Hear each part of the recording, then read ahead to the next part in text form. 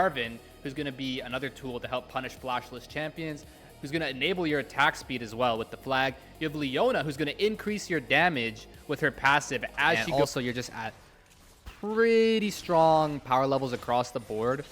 This Orianna did just come off of a base. She's even got the mid wave pushed in. Bot lane had that wave pushed in pretty well as in addition to that, so I don't think you can really contest here as W. And this is, again, a good early game start. Chains of Corruption coming on out, going to find Yao Yao. Eventually has like a half item lead over Ryan. Yeah. Nice decimating smash found there by Cube. Wasn't quite ready with the Soul Furnace follow-up.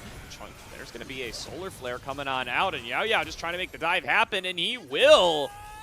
Clips is a hell of a drug there. Lets him tank up that turret all day long. And yeah, I mean, TT getting the first Drake, but that's about it from this early game. Seems like this bot lane advantage is continuing to grow. I mean, you can't really survive that as Ryan. He cleanses the Leona ult. Here we go.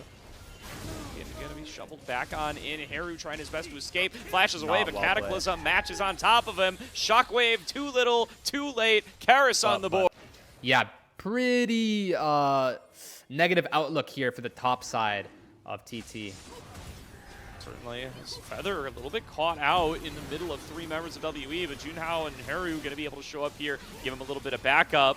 Going to be trying to run interference for the rest of his squad is Yao Yao. Shockwave back on in, knocked up, taken down. Junhao claims himself that kill, and WE a little bit split in that river fight, not able to give the support that Yao Yao needed. Okay, TT, that's pretty good, but they do still have the ultimates here for Azir Jarvan. Ezreal's is coming up as well. I'd like to see the 3v4 contest. Here comes Sion.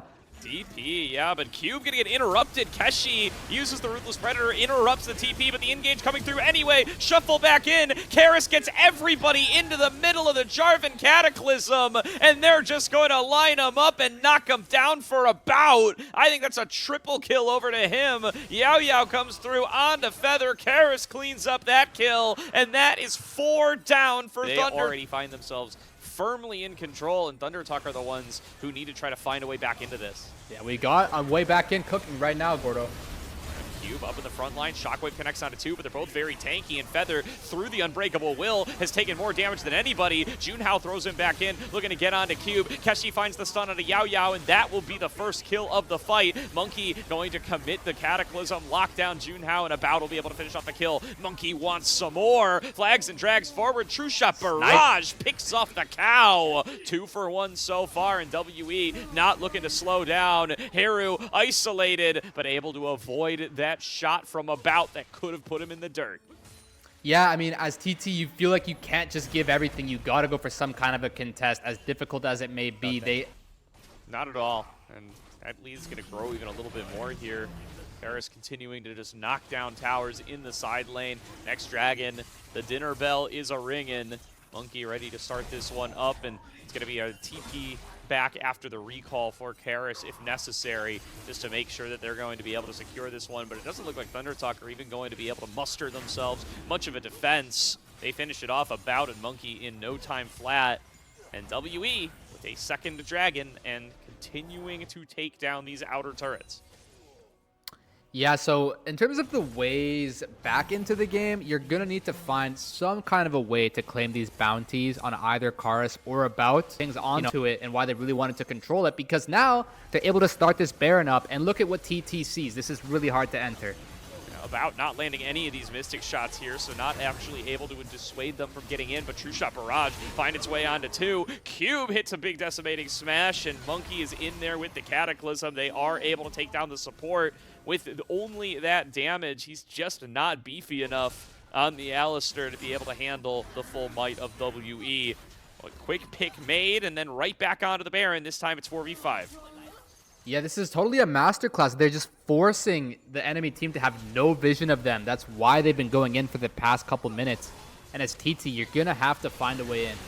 Keshi trying to find a creative angle in here, but it might be too little too late. Junhao already in the front line, shuffled back by Karis. Karis goes into the stasis as the jungler drops. In goes Monkey, attacking the back line. Ryan left to fight alone as his mid laner already dropped, and that's a 5-for-0 ace to WE. Yeah, extremely well played across the board. They started the Baron up at least twice, maybe 3 different times, just to bait out the positioning and the spells of TT until they finally had their moment to strike, where they all turn like vipers ready to strike and seize their prey. From that, he has plenty of uptime there to just be standing there, just completely taking space, then using the Seeker's arm guard as well. I think the way that he set himself up here with all this utility, with the Rylai's, with the Merc Treads, with the Seekers, he's just able to do stuff like that. Oh, Feather found again and just melted through the Unbreakable Will. Yao and about, damage in spades to be able to deal with the Alistair. And now they get to continue on this siege. Ryan going to be the target, hit by the unstoppable onslaught. Chain CC'd and melted down by Monkey and Cube. Two different pairs of WE members find two different kills, and they now are just sieging the base completely uncontested. One play to go in this mid lane inhibitor turret, and Kara's still pushing on the bottom side. Yeah, and I think Sion was the perfect champion to draft for Cube. He is cooking this game, and every single thing that he is doing is just making his team even easier to win. It looks like they have advantages all across the board. I think that, yeah, this was really well played out of WE. Yeah, absolutely here. Just going to take themselves each and every inhibitor that they can before retreating back on over to the base. Looking to see how WE are going to spend this extra money and look to close out game number 1. A tremendous lead for them here at about 25 minutes in.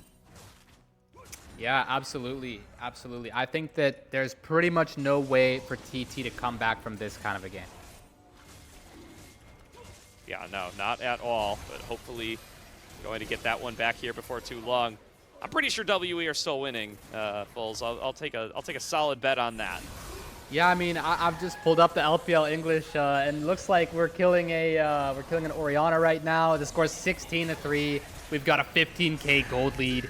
We've got 12 Medjai stacks. We're probably about to get even more Medjai stacks. I mean, this one is all she wrote. There's literally not one single thing it could possibly done to come back from this one. If you're TT, I think you take your hopes and you transfer them to next game, because you can still find a way to win this series. They had some kind of a look. They got that first Drake. They were able to poise themselves for victory in the early game, but just seemed that this mid lane and this bot lane was just too hard to handle. Keshi held his own, but his team did not hold up their end of the bargain here. So looks like WE is going to walk away the victors.